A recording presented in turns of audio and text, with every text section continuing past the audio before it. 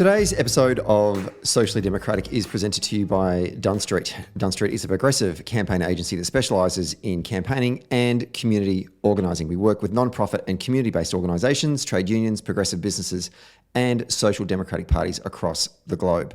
Dunn Street develops community engagement and organising strategies to win campaigns both big and small. We train engagement staff, volunteers and organisers in leadership and power building, and we help leaders craft their own public narrative that tells a story that unites people and moves them to act together. If you want to create change in your community, then hit us up at dunstreet.com.au. Today's episode is also brought to you by Maurice Blackburn Lawyers. Have you been in a road accident? Whether you're the driver, rider, passenger, or pedestrian, you may be able to claim compensation through your superannuation.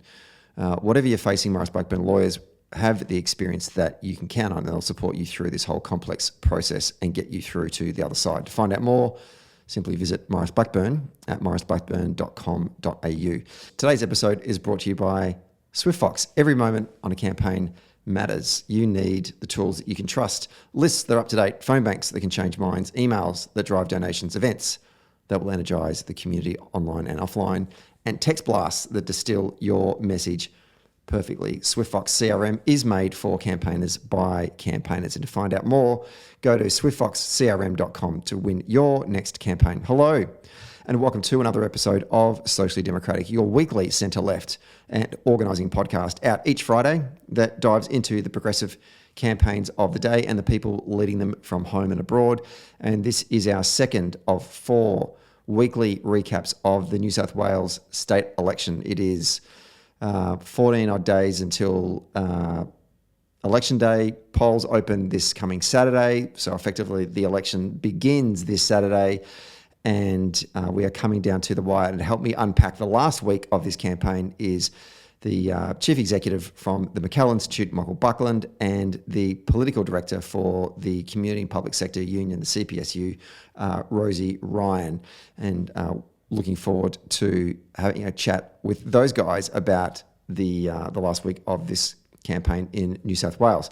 Don't forget to subscribe to the podcast on Apple Podcasts, Spotify and Stitcher. And if you like the show, be sure to give us 5 stars on Apple Podcast and on Spotify when you're done listening to today's episode, or leave us a review on Apple Podcast and Podchaser. And for all the updates, follow Dunn Street on Facebook, Twitter, Instagram, YouTube, and LinkedIn. Okay, let's get to today's episode.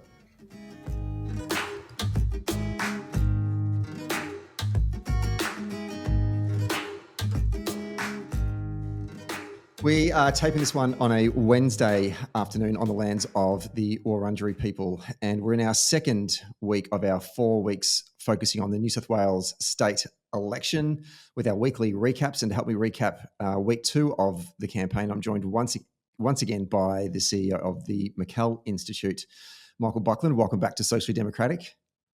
Thank you for having me again. And for the first time, but better late than never, is the Political Director for the CPSU, the Community Public Sector Union, Rosie Ryan. Welcome to Socially Democratic. Thank you. Great to be here. You're like a last-minute signing for a football team that's just going to just bring us over the top. You're a high-profile acquisition. Okay, let's jump into it, folks. Starting with, we had the Liberal Party announce had their campaign launch on the weekend, which was met with lots of fanfare in the media and whatnot. Michael Buckland, to you first. I want to get a sense of how you saw the launch and what were the centerpieces of policy offering that they were offering to the men of New South Wales. To the men of New South Wales, huh? But I mean, the image of the launch was children. It was, I think they filled the stage with children. Perrottet brought his family up on stage. There are a lot of children in that, and so really the focus was on children. And there was a reason for that, and that's because he announced what they're calling the Children's Future Fund. Whereby they're going to give everyone under the age of 10 $400 into an account, and then every year, if parents put in $400, the New South Wales government will match it with another $400 until they're 18, and that's going to give 18-year-olds a big bucket of money so that they can spend on education or housing. There is a sort of, they're kind of alive to a couple of, what instantly pops into most people's minds is how skewed that's going to be to wealthier families who can afford to put money away. They've kind of at least acknowledged it, where they've put a rule in that they're going to automatically put in $200 in every account for someone who's receiving, I think it's Centrelink or Family Tax Benefit A or one of those. But to be honest, I hate this idea. I've given Perrottet a lot of credit on previous things on the transition from stamp duty to land tax and others. But this is hopeless. No one 2 weeks ago was saying, oh, you know what the biggest policy issue in New South Wales is people when they turn 18 don't have enough money. I mean, I don't know. At that point, that was probably the only time in my life where I felt like I had enough money, because you had a job and you had very few expenses.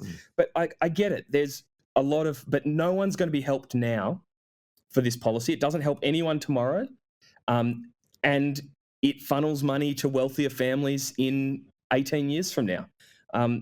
Meanwhile, at the same time, New South Wales has tripled its debt in the last 5 years, not all of which is COVID related, a lot of it's infrastructure. New South Wales public schools are underfunded to the tune of $1,500 to $1,600 per student per year. Imagine what this could do to close that gap. So I don't see how anyone can say that this is a priority, and it's unfortunately it's got a bit of a mixed reaction. Some people in the media see it as a thing, as a positive, but really, of course, people see it as a positive if you go tell them you're going to give them a whole lot of money in any way. But I don't know. Sorry, I'm getting on my rant here, but I just think this is one of the worst policies I've seen come out in the heart of an election campaign.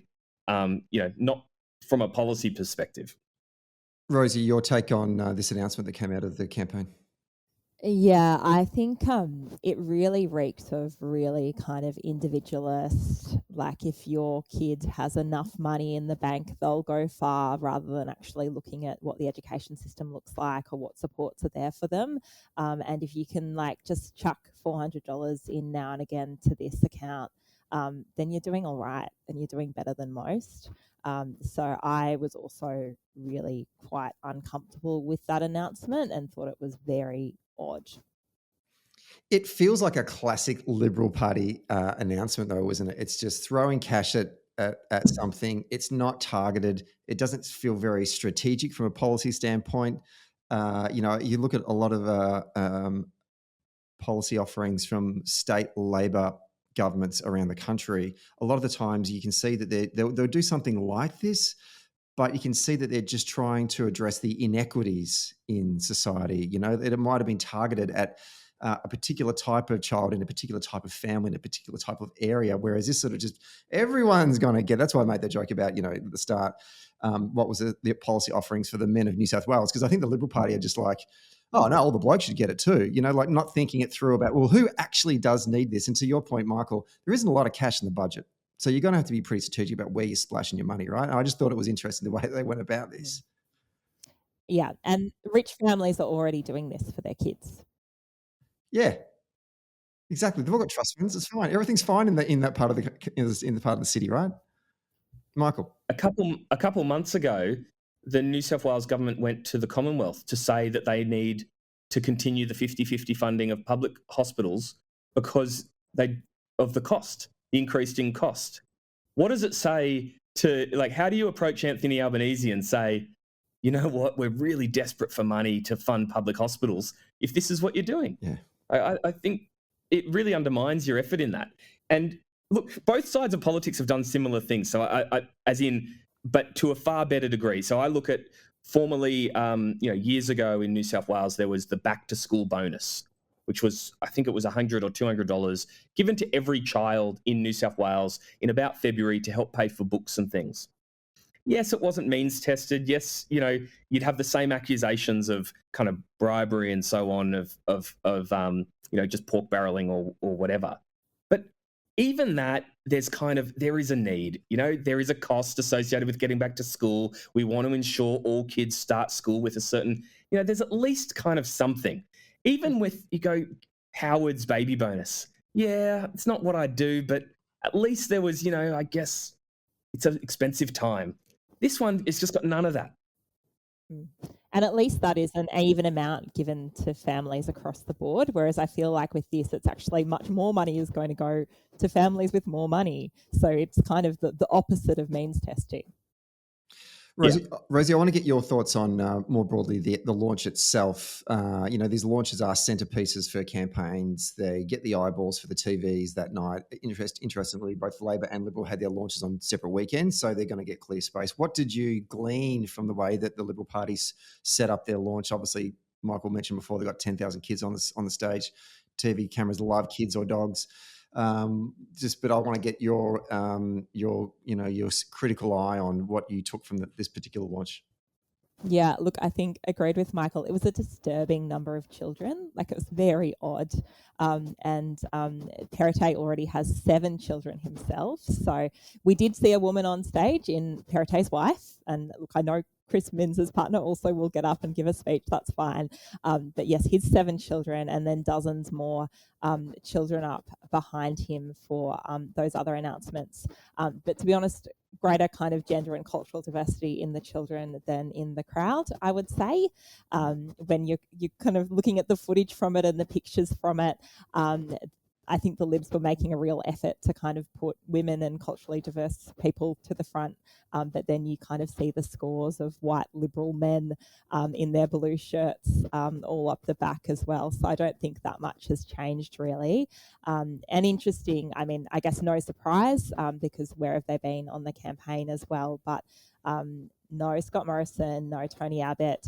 John Howard's around, old favourite, and Gladys Berejiklian was nowhere to be seen as well. So interesting to watch those ones, I think.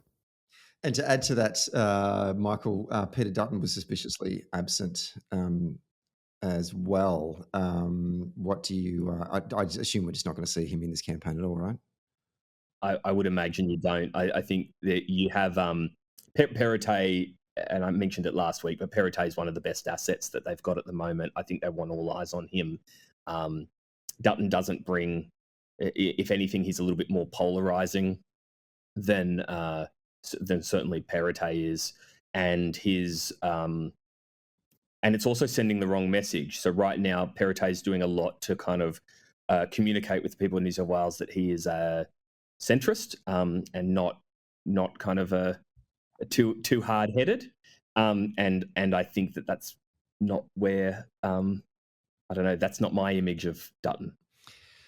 Rosie, I'm interested on talk about the gender stuff. We had Liberty Sanger from Morris Blackburn, Julia Fox, the National Assistant Secretary of the SDA, and Natalie Hutchins, who's the Minister for Education, the Minister for Women of the Victorian State Government, discuss on our annual International Women's Day podcast the inability for the Liberals at a national level, and certainly in Victoria, to pre-select women candidates in winnable and also target seats. And in fact, they've gone backwards in terms of their representation. Just a third of the candidates, I think, that are up for pre-selection in the lower house are women from the Liberal Party in New South Wales. I want to get your reflections on that. Is this, does this, the actions of the Perrottet government and the party, is it seen purely as a sort of a beltway processy type issue, or can this speak louder to their attitudes towards the women of New South Wales, and will that have an impact, do you think, at the ballot box? I think that's right. I think it does speak louder. When you look at this government, there are not a lot of women. I think it's a really stark contrast to see Labor, where I think 50% of their front bench are women. They've got lots of good female candidates in the running. It is not the kind of perfect storm of the federal election where Scott Morrison had said some pretty sexist things with pretty broad coverage.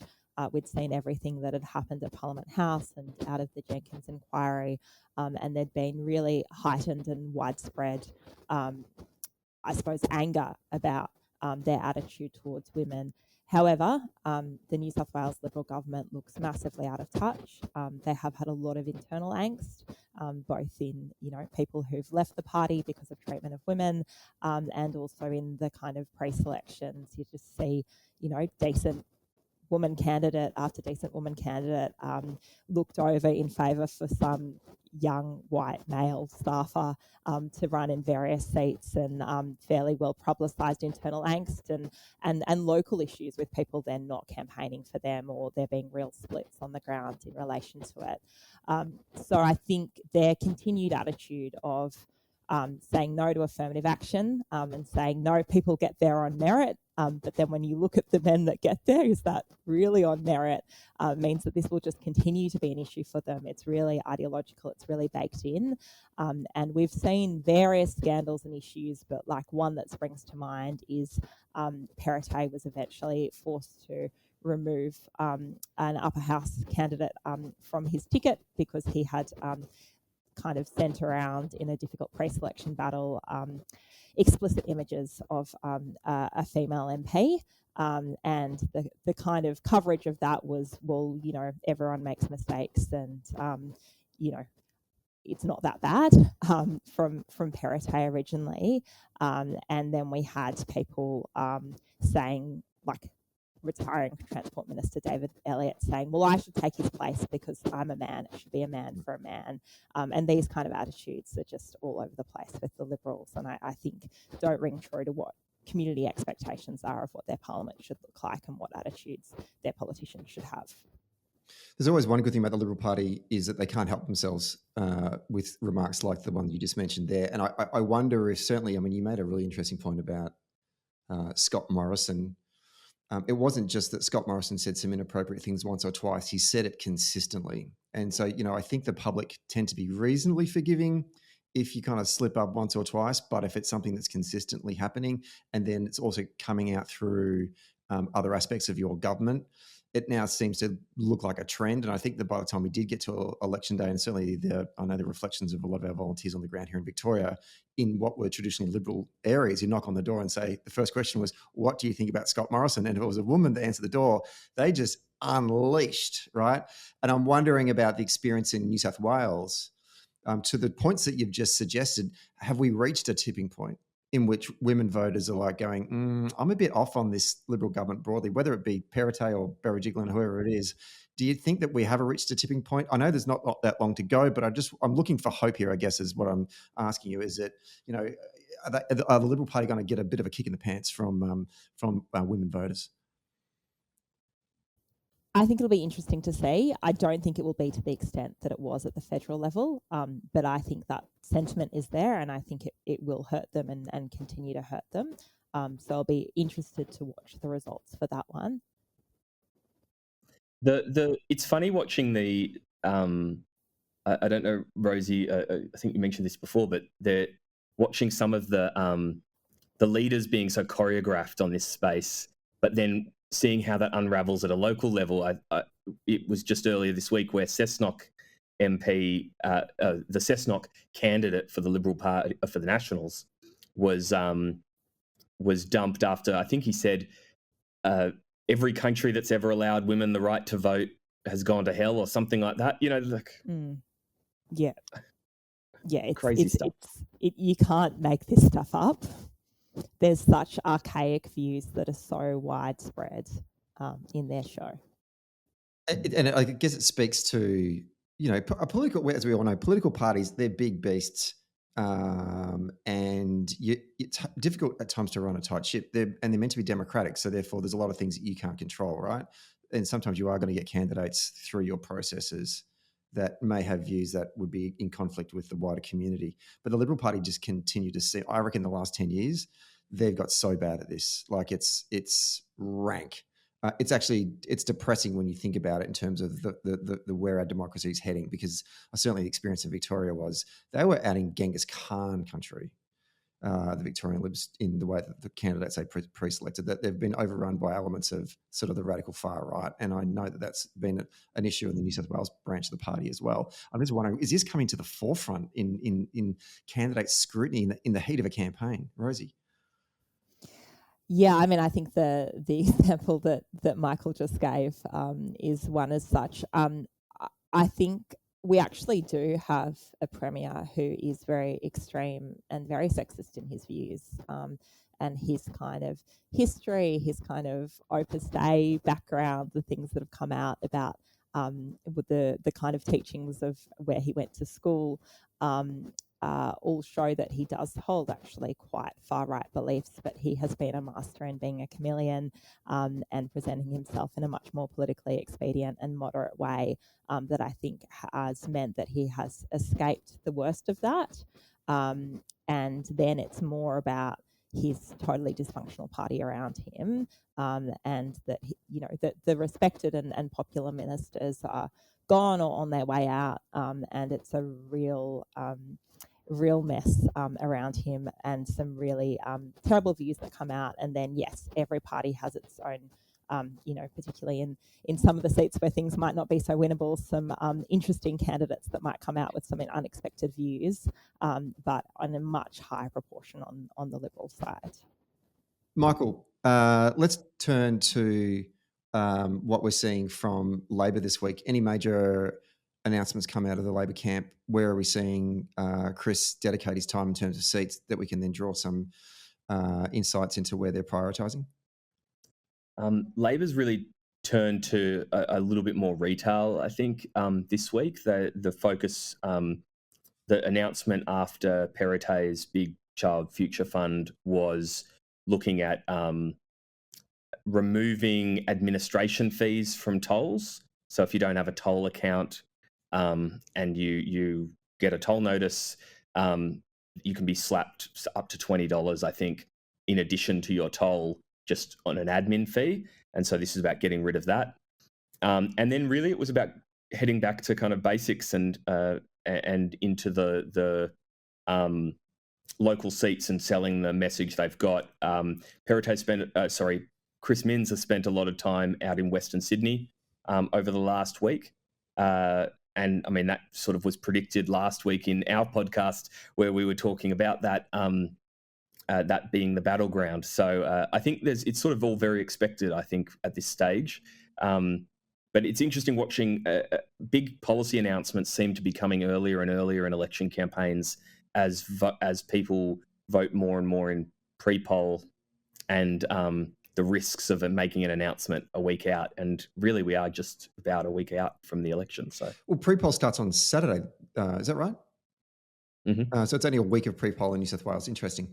Yeah, I mean, I think it's a funny conundrum for campaigns to consider, because you've got these competing interests. One, you want to drop your big policy announcements, I think, earlier to give it time to, bed into the community and be able to, treat undecided or persuadable voters, and for them to consume that information and then make a considered choice. But at the same time, you kind of got to feed the beast that is the media every day with these smaller announcements. So you're grabbing the TVs each night, more so your opponents aren't getting the better pictures, really, isn't it? Like, and it's kind of this kind of, well, what are we giving them? Like, a Matt guy kind of gave up in the final week and just really wasn't doing anything, which meant that Labor just had a free run, really, stuff. But it wasn't really, you could see there was no emphasis going into that. I'm just wondering what your thoughts are going into this sort of final week and a bit, where Labor will dedicate their resources in terms of that kind of media strategy. Rosie, your thoughts on that? Yeah, I think Labor have been pretty small target, and just talking about a few key issues really clearly. So I think they will ram that home in the final week and a bit, and issues like privatisation, issues like what's happened to our public services and the real impact of wage freezes, and the gift that keeps on giving, the Sydney Water privatisation issue. They're clearly ramping up to be making sure everyone is aware of the risks around that, and ramming that message home as much as possible. Michael, you're campaign director for the final week and a half. Where are you focusing your key message? Going heavy on negative against your opponent now for the final week and a bit, or what are you thinking? I think it depends who I'm campaign manager for. The Labor money. Let's say I'm campaign manager. If I was in the Labor camp, I'd be saying, Chris is all about reassuring people over the last week that he's stable. He's got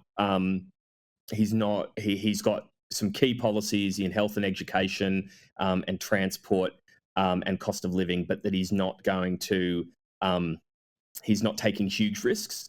And I think that he'll reiterate that. The big, I think, question mark for the last week is whether he leaves Sydney, and if so, for how long. So there are a number of seats that you can go to Tweed in the last week, but that takes a day out of your of your last 5 or 7 days, and the Tweed is a long way away. It's a single seat. It's not quite the same, but it's similar in Goulburn. You can kind of hit Goulburn and Monero, and you can go to the South Coast. So I wouldn't be surprised if there is a South Coast visit, because I'm still watching Kiama closely. But I don't think you're going to see much on new policy announcements. One thing I would say that I've noticed, and we actually, I think, slightly predicted this, but it was interesting this week watching Labor go after the government on the economy a little bit more. So they started to say, well, you've led us to, we've had this huge increase in debt, and therefore the only way you're going to pay for it is to privatise Sydney Water. Government said there's no way they're going to privatise Sydney Water. Turns out it was came out just yesterday, as Rosie said, documents show that they in fact already have outsourced several components of water delivery in Western Sydney, and that they've scoped plans for more. So, I think that it's interesting watching that narrative on economy really take a switch. Rosie, I noticed you sort of nodding in agreement with some of the remarks that Michael made there, particularly about going regional. Anything else you want to reflect on that? Oh, look, I would agree. New South Wales is a big place and travel takes a while, but Chris loves getting down the South Coast. And there's been, between federally and a state level, federally we've had Eden, Monero, Gilmore, and then at a state level, the Bega by-election, which has really injected some hope in turning places that have not necessarily been Labor in the past, traditionally, into Labor. And Chris has really been up and down the coast a hell of a lot, and very excited by that. So I think, places like Kiama, South Coast, we'll see if he returns too, but there's some hope held there. We had Mark Morey, the Secretary of New South Wales, Unions New South Wales, on the podcast for our bonus episode on Monday. Check it out. And he said that Kiama was their smoky.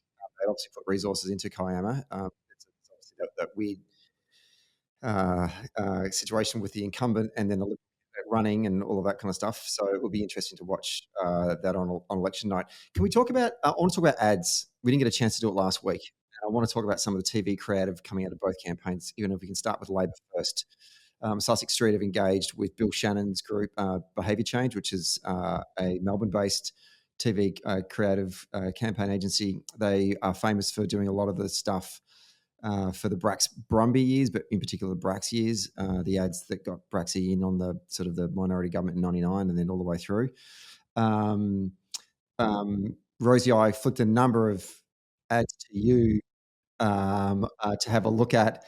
Is there any ones that you want to sort of just pick out and give us a bit of a sense of creative? What's your, you're a campaigner, you're a political campaigner. I want to get a sense of what do you like about the ads? What would you do differently? What is the tone about the ads? What does it say about how they're trying to brand up either Labor or Chris? What are your reflections on the creative so far from Labor? Yeah, look, I think it's getting stronger with time. I think that one of the ads, which I think was one of the earlier ones in the campaign, I just kept watching on repeat, being like, "What are you doing?"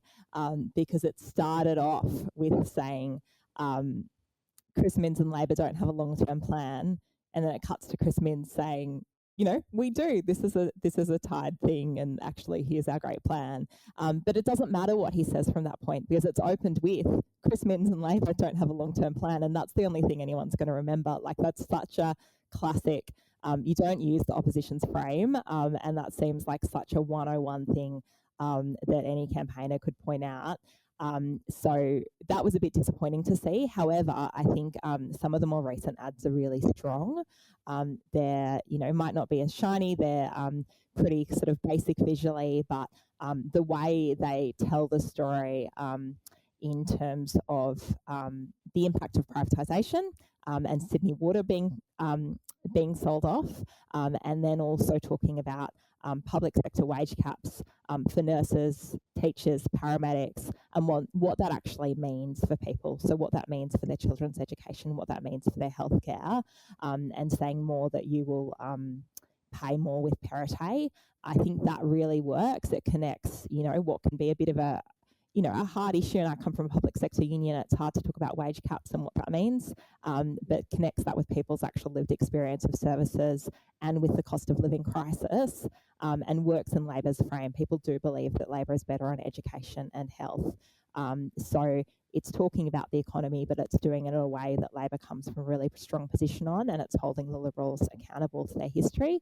And I think, again, the worm has turned on privatisation. It's so great to see Labor going so strongly against privatisation, and I think Sydney Water is going to be the gift that keeps on giving, because that is so tangible, and again, you'll pay with Perrottet. So it's a hard space to be in, where cost of living is the number one issue. It's what's preoccupying people.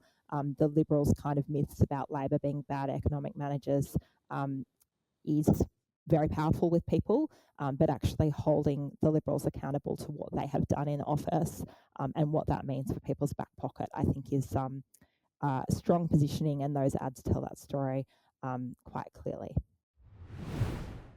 Let's take a quick break to talk about SwiftFox. Every moment on a campaign matters. You need the tools that you can trust. Lists that are up to date, absolutely. Phone banks that can change minds, emails that drive donations, and events that will energise the community online and offline, and text blasts that distill your message perfectly.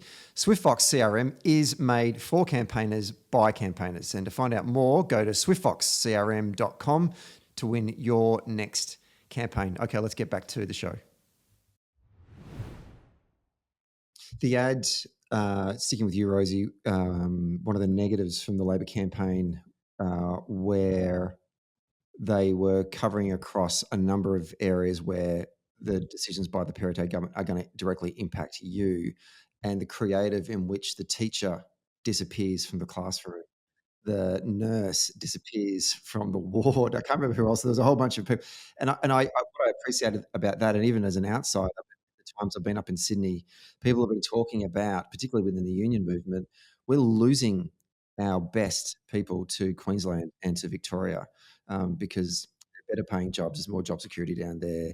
And just the work experience is greater because they're not feeling like they're under the pump as the experience is in Sydney. So seeing these critical essential workers disappear in front of your eyes on the ad, I thought was an interesting creative, because I think it's going to reinforce the view that people already have about what's going on, right?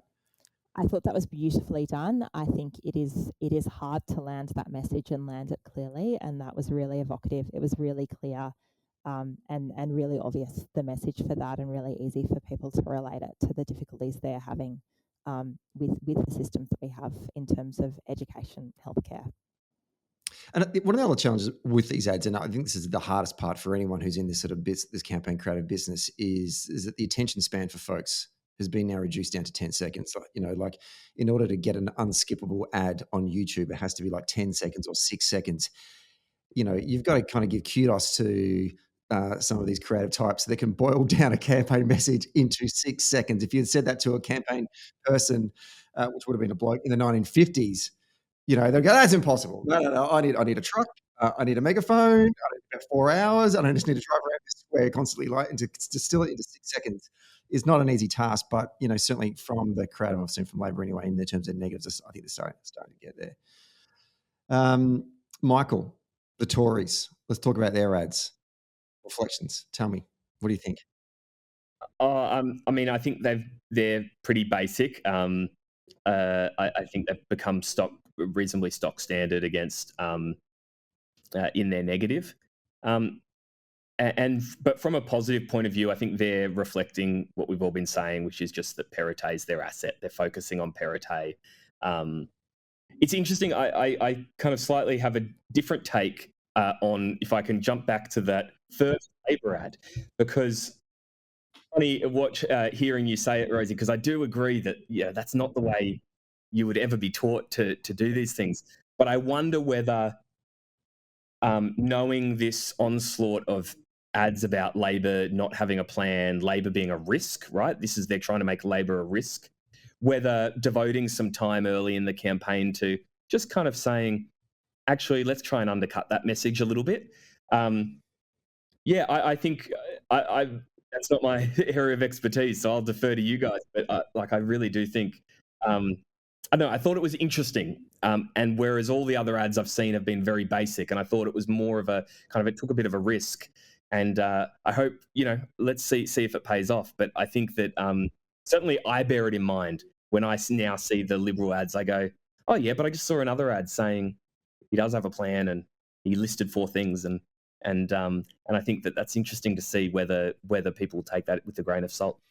When I did, and I know exactly what Rosie's talking about. For the folks at home, what happened at the start of the ad is, I think he's looking at an iPad or he's looking at a Kindle or something, and there's a screen grab on there which is a negative message about Chris or Labor, and he looks. It's actually a copy of the Liberal campaign creative, right? So it's it is the beginning of. It looks as though you're starting the ad with the Liberal ad, and then it switches up. Yeah, and he sort of rubs it out, and then it pans to Chris, and he says something like, we're not going to be doing that. The same technique was used in the 2014 Vic campaign when Daniel was running for the first time, but he screwed it up, or it was an iPad and he threw it away or something. It was a similar kind of technique, and I thought it was odd when I first saw it back in 2014. So when I saw it reappear in this ad, I was like, oh, here we go, just keep on troping out some of the old favourites. Can we come up with some new ideas? Hence why I like the one about the teachers disappearing. I like that. That was some creative there that I liked. What about has anyone seen any negatives by the Conservatives on Labor? I've looked everywhere for those creatives and I couldn't find any. Can you help me out there? But sorry, Rosie, if I'll happily jump in on. But I have seen a few things, but they're focused on Labor doesn't have a plan, and that Chris is a risk, and so it's the standard black and yellow kind of thing. I don't think we've seen too much. I think there's a view. I don't think we've seen too much on Chris, surprisingly, and I suspect that there might be a view that but if people don't know Chris, which is what the Conservatives are saying is the case, then we don't want to kind of promote him or advertise him. And I just think that that's the kind of tricky thing that was insightful when it was mentioned in the West Wing 2 decades ago. Less so now. Rosie. Yeah, I think that's an interesting point, Michael. And look, I think probably they don't want to promote him. I think, once people know who Chris is, it's a pretty positive image and positive impression. I know I had someone I know who's much less politically engaged call me up and say, Kyle and Jackie O love Chris Minns. I think you're going to win the election. I think they're probably onto something with that. But I did find it interesting as well in the sort of more recent Labor ads. They're talking about you'll pay more with Perrottet. They're talking Perrottet. They're not saying Liberals. And I haven't been privy to any of the focus groups or research, but obviously they are doing that for a reason. Did we talk about that last week? I do think that's interesting. Both, the Liberals perceive him, Perrottet, as their strength, because to your point, Rosie, the Liberal positive ad doesn't mention the Liberal Party. The Liberal Party logo is on right at the end when they go to just before the written authorised by yada yada. But that's it. So they're not talking about Liberal Party because obviously their brand is in the toilet, but they are talking about Perrottet. Yet the contrast is Labor is talking about Perrottet as well. Now we saw the risk. I hate to talk about Victoria again, but we saw the risk that the Liberals did that with Daniel Andrews and it backfired drastically. And I certainly hope that isn't the case here in New South Wales. But I wonder how this is going to play out, right? Well, if Perrottet is what's holding up the vote for the Conservatives, then it would make sense that you need to dampen that enthusiasm for Perrottet. Whereas sort of reiterating that you don't like or that the Liberal brand is not as strong as it was maybe is kind of sort of less, maybe they're trying to go for the top. I don't know whether it'll work, and I'm not sure of the polling there too, I think.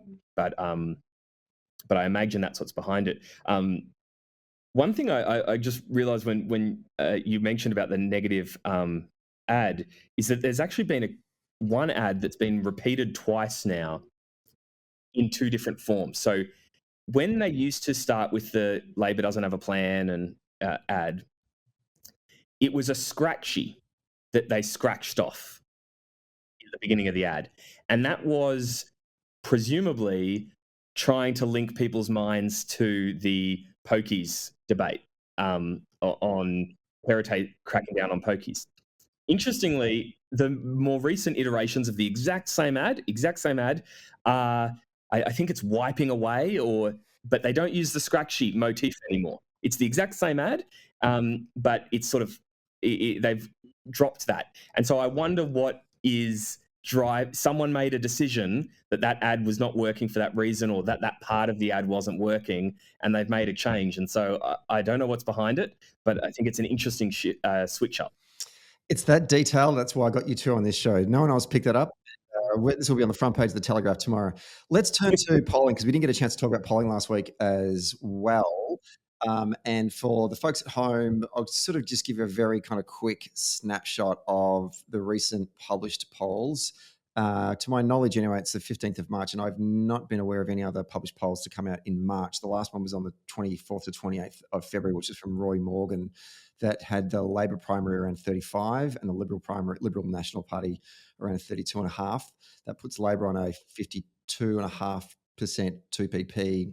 The one before that was Resolve, that had Labor at 38, Coalition 32, Freshwater, which was a day before. So all of these are actually within 4 days of each other. Freshwater had Labor on 39, Libs on 37, and Newspoll 36 for Labor, 37 for the Conservatives. I know we talked about polling before, but before we get into sort of what we're making of these polls, I think it's important that we talk about the voting system in New South Wales, because it is unlike any other system. Well, I don't regard Hare Clark as a system. That's insane. But outside of federal or other state elections, we have this optional preferential voting. Rosie, just for the uninitiated, can you give us a bit of an overview of what it's like when you walk into a ballot paper and they hand you a ballot paper and how it works? Yeah, sure. And it's not as confusing as Hare Clark, but which I would not like to talk about. It does my head in.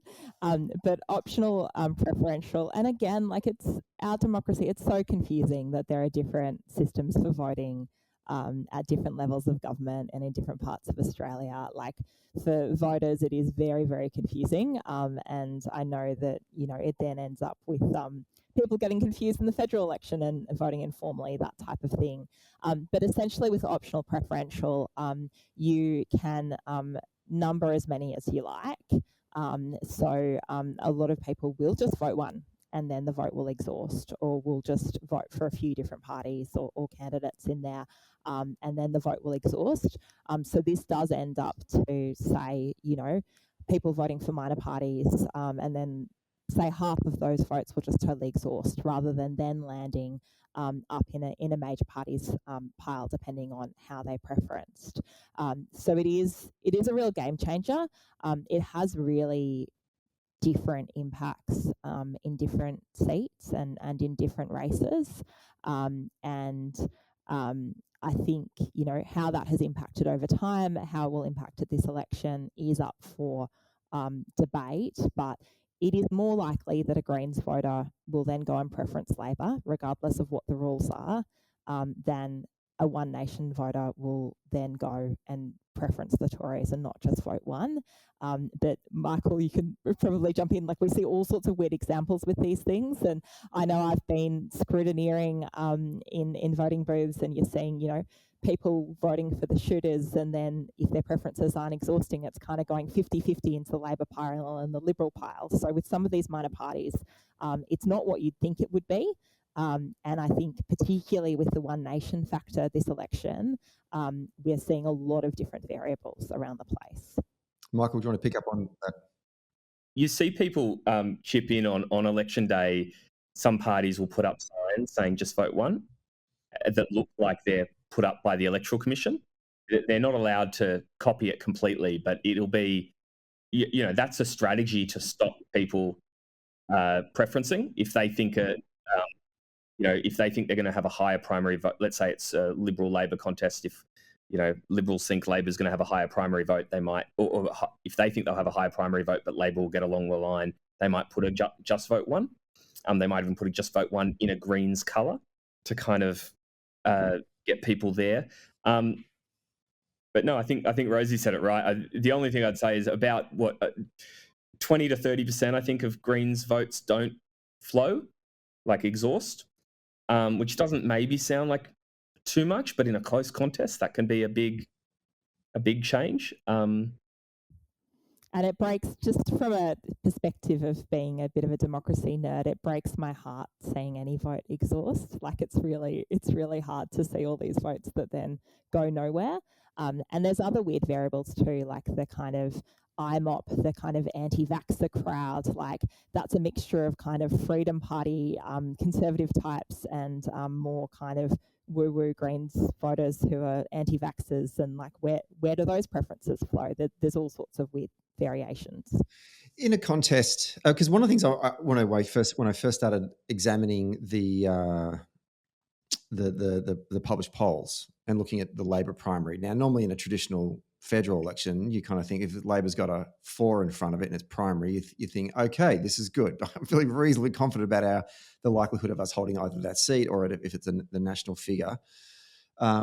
But then here in New South Wales, there is an optionality to the way that you can vote. So it's almost like you need to turn someone out. They're going to come to the ballot box, but you need to turn them out to complete their ballot paper or at least attribute a preference to you. So there is a kind of a US element to the work that you're doing. So then for when you're polling, like in the United States, when they're polling registered voters that are likely to vote, I'm wondering about the polling that's going on here in New South Wales. And you see, like, say, for example, that Roy Morgan poll that's got Labor at 33 primary, and then they've got the two-party preferred at 52, which is a great number, right? That's election, that's government for you there. Are they polling people and asking them, but are you also like, because the other in that poll was 14.5%. Are they asking the others, are you also likely to complete your ballot paper to at least attribute a preference to one of the two major parties? Like, I don't know what's going on there. So then how do we extrapolate from the research? Also, with these numbers that we're getting, I don't know who wants to take that one, but it's been racking my brain for the last week. Not me. I don't want to take it either. Well, I think, to be honest, I think you've just identified, Stephen, exactly why it's a nightmare and why the polls only tell part of the story, and you really don't know what's going to happen until the count's happened, which makes me quite nervous. And if we start to then dig down into specific seats, do we feel comfortable if we see a lot of micro parties that we would say that were traditionally on the right-hand side of the political spectrum, Rosie? Like you talked about, a lot of these micro parties, from anti-vaxxer parties to One Nation to a whole bunch of things that have popped up probably in the freedom parties over the last two years. If we see them on the ballot paper, do we sort of go, okay, this is not bad for us, because maybe a lot of these votes that would normally be primary votes of the Liberal Party may go to these guys and not preference back? It's hard to predict, and there's not a science to it, but an optimistic read would be that a bunch of people that might vote Liberal or National otherwise would vote there, and then not preference, and then that Conservative vote gets wasted. It's more complex than that. But Michael, any views? Well, I think to the sort of, it's one of those things where probably if you're ahead, you want there to be fewer minor parties. And if you're behind, then minor parties might be your path to victory. And one of the seats that, I don't know if they've registered this time, but the sustainability or the sustainable party which sounds very green and nice and environmental, but it's an anti-immigrant party. And they will, in this case, they might take, and they've been known to take, votes that would otherwise go to the Greens or Labor and shift them elsewhere, or it also means that there's you have different dynamics in each seat. So it does mean that you have to probably look at it on a seat-by-seat basis, especially when there's really tight margins in some of these. But yeah, I think I don't know that it necessarily overall favours one party or another. I think it's a seat-by-seat basis. Do we have? Yeah, we've got time. We haven't spoken about the TEALs much over the last 2 episodes. Rosie, I want to get your thoughts on the TEALs in this campaign. Obviously, they made big gains at the federal election. Then they kind of didn't really make any impact in the Victorian election, and I think there were clear reasons for that. One, no Scott Morrison. Two, no money. What are your expectations from the TEALs campaign here in the New South Wales state election? Yeah, look, I think it is very different to federal, and the no Scott Morrison and no money elements are very real in New South Wales. Like, it is very restrictive in terms of what people can spend in these campaigns. So, the TEAL's success nationally was down to numerous factors, and deep pockets were one of them, but it was a significant one. It's a very different playing field.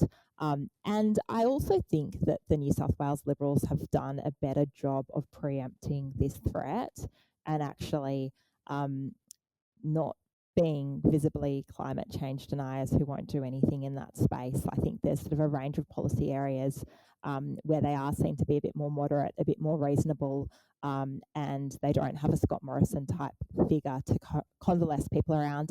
I also think that there is not the kind of campaigning infrastructure or momentum. Like, the TEALs picture is a bit more patchy and loosely fit together. There's a range of independents running. They wouldn't all fit under the TEAL banner.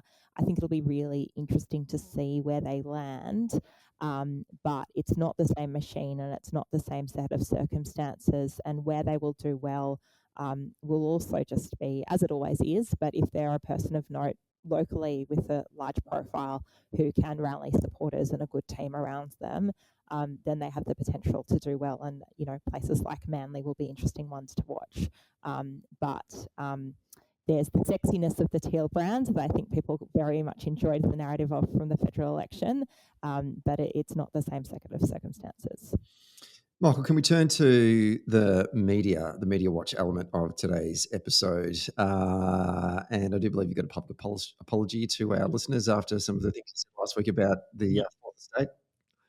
Yes, I in last week, I actually thought that the media was doing a pretty good job, and in particular, I found out the Telegraph not having done its usual kind of I thought it had done a couple hatchet jobs on both sides and wasn't being too biased. The day that came out, I believe it was that day that the Telegraph splashed on No One Knows Who Chris Smith is after they did a sample of 30 own electorate, which I think we looked at trying to work out the standard error of that, which worked out to be about 100% standard error for a sample size that small. Well, they basically they basically went and asked their entire readership what they think about Chris Minns, all 30 of them, and they came back with their own opinions. That's what we saw here, right? I think there's plenty of Labor campaigners who wish that the Telegraph only had 30 readers, but they interviewed 30 people at the train station, is I believe what they did, but that was front page. That was front page story, right? Like, that was a big. Since then, we have had a couple. There was the Liberal Party put out some analysis of a Labor policy on tolls that they said was going to blow out the budget by a lot. Sort of, Liberal Party saying Labor policy is not costed correctly is not really a big thing, but this was a big thing. Some Liberal volunteers have accused the Labor candidate for Parramatta, who is actually a very this was in the papers today. This is a very tight seat, so this is really matters what happens in Parramatta. And they've said that she said something racist to them, what she said, what they're saying she said was that they lock up their women, which they've said, as I think it was an Indian migrant and a Chinese migrant, saying that was a racially motivated. Obviously denied, but again, Liberal Party volunteers say Labor Party candidate said something bad is kind of not really, isn't big, but it's been big the last few days. So I mean, it kind of shows that we're getting there. I think Labor probably can be thankful that they had the good run they did for so long. But yeah, it's starting to get a bit tighter and a bit. So anyway, apologies to the listeners is what I'm trying to say. I'm trying to justify myself, but really, it was. I gave them kudos last week. They were listening and they said, you know what, Michael thinks they're not being hard enough, so we're going to be harder. And I assume that's what happened on Friday. It's like the commentator's curse for political podcasts. Rosie, what's your take on the media so far over the course of the campaign? Well, look, I think Michael's right. Like, I think as we head into this pointy end, things get a bit dirtier from all sides, and I think the kind of negative reporting we've seen angled at Labor from media has been like pretty, a 30-person survey doesn't exactly stack up. But there's also just been all of the kind of little dirt hits that people have clearly been sitting on for months and months, if not years, that they're then putting out there to try and distract parties and candidates as we go, bringing up old, serious, but things that have been reported on previously, like branch sacking or other issues in relation to grants, like just trying to get things with a stench around them and bring them out in the final couple of weeks. But I haven't seen anything with real impact, I think. I think it's more of a kind of mudslinging, distract candidates in these seats, try and have everyone chasing their tails as we reach the pointy end. So we'll see if anything big comes out. I think actually what Labor has with the evidence of the Liberals privatising Sydney Water is the big tangible thing I've seen. And I guess that will be a test for the media as well about how fair they are about actually reporting on substantial policy issues in this campaign if they were to run heavily on Sydney Water. Because I think you're right. They've been saying for 12 months, the government, we're not privatising it. And now we've got evidence that is not the case. In fact, as you said before, Michael, it's already happening. You got to look at the two main papers or the TVs. Are you going to hold a spotlight to the government on this particular issue? Because voters really need to know about this before they're going to start voting on Saturday, right? What was interesting also was that story was broken by 2GB and Channel 9. So it was, I think, Chris O'Keefe on 2GB Drive yesterday broke that story, and so. It's interesting again, watching it, how we the fact that we have an audience that it would be traditionally again considered not necessarily pro-Labor, but really going hard on a privatisation message. Final reflections before we wrap up for the day, starting with you, Rosie. What are your expectations in this sort of final week? I know we're all going to catch up next week again, but I just want to get a sense for what you see from the campaigns going into the final week of the campaign. I think that, I feel incredibly anxious going into the final week of the campaign, but people are about to start casting their votes in a matter of days. So a lot of what will happen has happened. The final week will be incredibly hectic. I think, as Michael's identified, seeing where the leader goes will tell us a bit about what the internal ALP campaign is thinking and where they're setting their hopes and dreams on. And fingers crossed for no major faux pas or stuff-ups, and ability to land some of these really important stories like the Sydney Water story in a way that has people listening as they go and cast their vote. Michael? I think it was almost exactly now in 2019 when things started to go awry for the Labor campaign, and it really fell apart in the last 10 days. And so to me, I'm watching. That's what I'm watching. I'm watching whether now everyone can hold it together, or whether there's something that someone's been holding on. We've shown in 2019, the Liberal campaign showed incredible patience to hold certain leaks out until literally Monday or Tuesday before election day. And so I think that's the not that I'm saying I think everyone's got something to hide, but that's what has me. That's what I'm watching for between now and the next episode. Well, as both you said, we are coming down to the wire in this critical campaign. Voting starts on Saturday. So basically it's election week. It's not election day. And the biggest polling booth actually is pre-poll. So if you live in New South Wales and you want to elect another Labor government in the great state of New South Wales, then you need to sign up as a volunteer. Go to www.newsouthwales or nswlabor.org.au. There's a volunteer page there where you can sign up for phone banks and door knocks. We don't need strategy Steves anymore. We don't need policy people anymore. We just need people to have conversations, value-based conversations with persuadable or undecided voters, either on the phones or their doors. So if you've got some free time, go down there, sign up for a shift and make some calls. Or knock on some doors. You're going to get some training, and you're going to meet really cool people as well. One of the funnest things about on campaigns is you get to meet a whole bunch of people that are from different walks of life, but you share the same values, and that is you believe in solidarity and you believe in Labor. And if you're outside of New South Wales and you want to support the campaign, then obviously donate some money. Go to that same website I mentioned before. We'll put those links in the bio as well. Before we wrap up, also just want to say today is Wednesday, Friday is St. Patrick's Day to all of you out there in the Irish diaspora. We want to wish you all a happy St. Patrick's Day. Rosie with a surname like Ryan, I'm assuming you also are a member of the Irish diaspora. Michael Buckland, though, that sounds like you might have been on the other side of the relationship that we once had. Yeah, Buckland's Welsh. Well, you're a Celt. That's great. Yeah.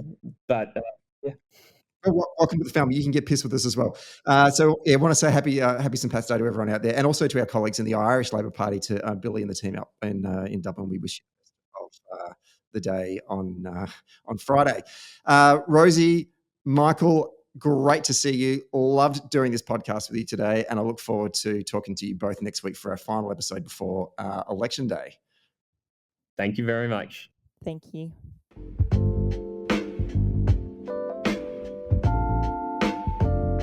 Thanks for listening to Socially Democratic. Did you like the podcast? Hit the follow or subscribe button and be sure to leave a review on Apple Podcast or Podchaser. And to get all the latest on Socially Democratic, follow Dunn Street on Facebook, Instagram, Twitter, and LinkedIn. And we'll see you next Friday. Socially Democratic was brought to you by Maurice Blackburn Lawyers. Maurice Blackburn Lawyers have spent more than a century paving the hard path to justice for everyday Australians. They've helped over 500,000 Australians turn their situation around, and they know how the system works. Their experience and skills means you'll get the best results possible. Find out more on their website, mauriceblackburn.com.au. Maurice Blackburn, experience you can count on. Socially Democratic was brought to you by SwiftFox. Every moment on a campaign matters. You need the tools that you can trust, lists that are up to date, phone banks that can change minds, emails that drive donations, events that will energise the community online and offline, and text blasts that distill your message perfectly. SwiftFox CRM is made for campaigners by campaigners. To find out more, go to swiftfoxcrm.com to win your next campaign.